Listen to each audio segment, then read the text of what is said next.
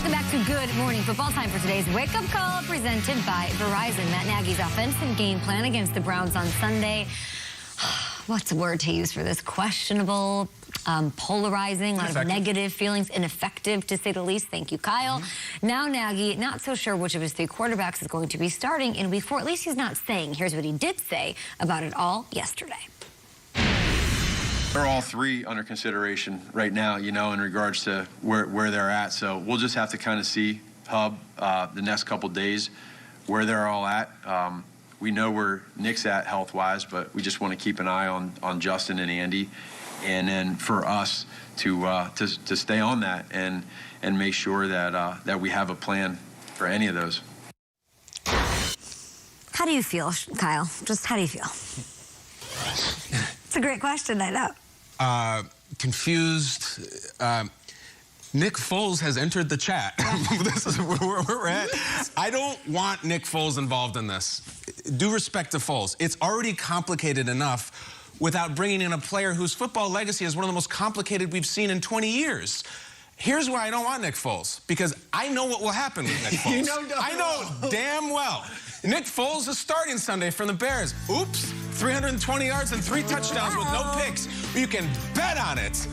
Nick Foles starts the next week. Oops, 2 interceptions, a fumble, and the Bears lose. I love you, Nick Foles. Like, it's the last thing we need in this situation is a more complicated factor. I don't want it. I don't want it. And Golden, I know you played with Nick Foles. Am I on with this? I mean, you want a playoff game with Nick Foles against Chicago. Yeah, like you said, it complicates things. Wildly. Because we know the story, we know what's going to happen. But I understand the coach. I mean, if I'm him, I'm not giving the Lions who they play, I'm not giving them any info, any intel. I'm going to make them prepare for all 3 of them at this point. So I'm going to, look, the Bears need some type of an advantage. And so if you can get the Lions to spend, 45 minutes on game plan, three different quarterbacks, and so be it. So I don't have a problem with on a Tuesday, he's not telling you who's going to play. Who should he start? They all get a clean bill of health. Who do you start? I think you go with Andy. You go with Andy, go back to Andy. If he's ready, you play. Play clock at 1. And then I think you Blitz coming. Mayfield is sacked. And the Bears will take over. Robert Quinn came through and got him. As they begin on their own 47. And Fields going to hand it off on the first play. Montgomery gets to the edge. Big room. David Montgomery, first down and more. I don't mind playing Justin Fields. And Santos puts it up and through. It's now 29 in a row for Santos. That makes it better. Mayfield rolling in deep trouble. Here comes Khalil Mack, and another sack for the Bears on 4th down.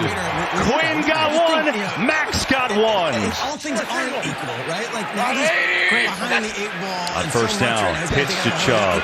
Pressure gets away from Ogletree, but not the next few defenders. Bears played that well. And Chubb's going to lose a couple yards. Hicks. Play clock at 3. Mayfield pressured, and down he goes. Mario Edwards back after a 2-game suspension, and he's got a You could breathe a little bit. Okay, Dalton, all right, we're going to be okay against Detroit. We're going to compete. If Fields comes in and it's the same thing as it was last week, and I know no one's blaming Justin Fields for Sunday's performance, but maybe Justin Fields wasn't ready, and maybe Justin Fields, that wasn't the ideal situation in Cleveland, and maybe that's why he didn't play against the Rams, because it could have been even worse. We don't know. Talk about it, Traeger.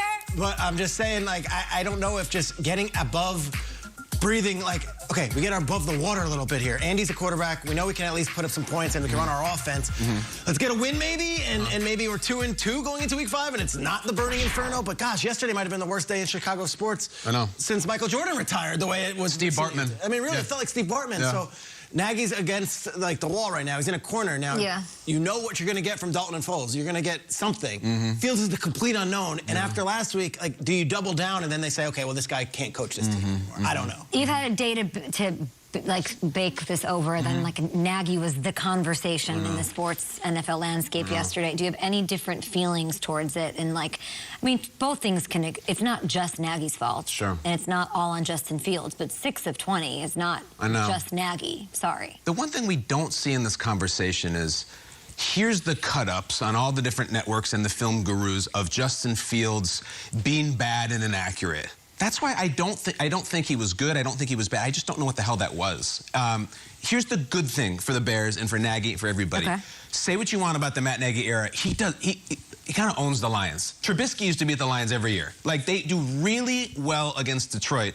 And Golden, I do think you're onto something as pertains to maybe Fields starting again, is that there is no Myles Garrett, there is no Jadeveon Clowney. This is a totally different matchup. Nagy has been great against the Lions, which is why I would say if Fields has a clean bill of health, which we're hearing he does, his x-rays were negative, he says his hand is fine, I would start Fields again, even if Dalton was healthy. Because you also have, all right, let's say Dalton comes in and you start him and he starts the next couple of months and he's fine and they win some, lose some. Like, Justin Fields sits with that for months and months and just marinates on that absolute nuclear disaster. Like, there's a psychological toll to be taken there, too. But don't double down on it against Detroit. Maybe, it's a risk. But I'm going to bet on Detroit being 0-3 and not Cleveland that I think we can cleanse the palate. I really do. I would also say this to everyone on Twitter and everyone, like I said, roll him out. Do what he does best. Roll him out. Like, trust me, like, I'm sure they wanted to roll him out and do bootlegs. I don't think Nagy was like, I'm going to try to get my quarterback. What's the answer? Why wouldn't they then? No one has that. But is that Justin Fields? Justin Fields is not Lamar Jackson, right? Like, he's not Lamar Jackson. And he's not Trey Lance obviously more mobile than Andy, though. Like, he could do some things, but, like, he throws he wasn't going to run around Clowney and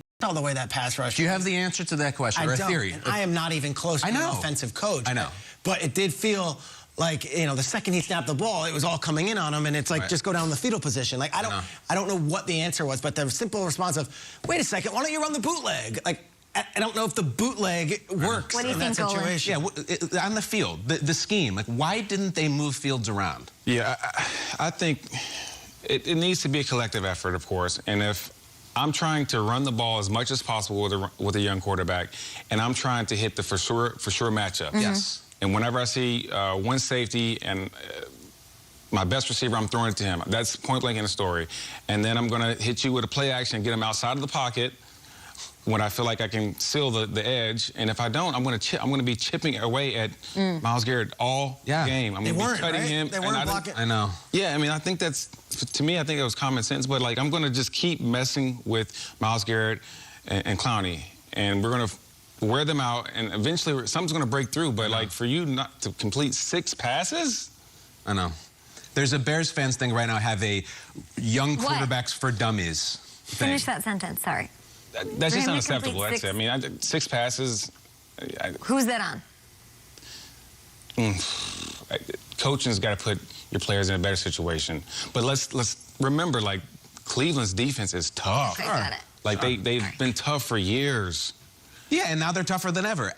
The reason this story is so vitriolic is that it takes every armchair coach at home who played some high school football, and they're throwing out some, you got to chip them, you got to keep the tight end in. And 113 personnel. Let's do some screens. You know, like, there's a lot of everyone volunteering, like, I'm calling it, like, rookie quarterbacks for dummies.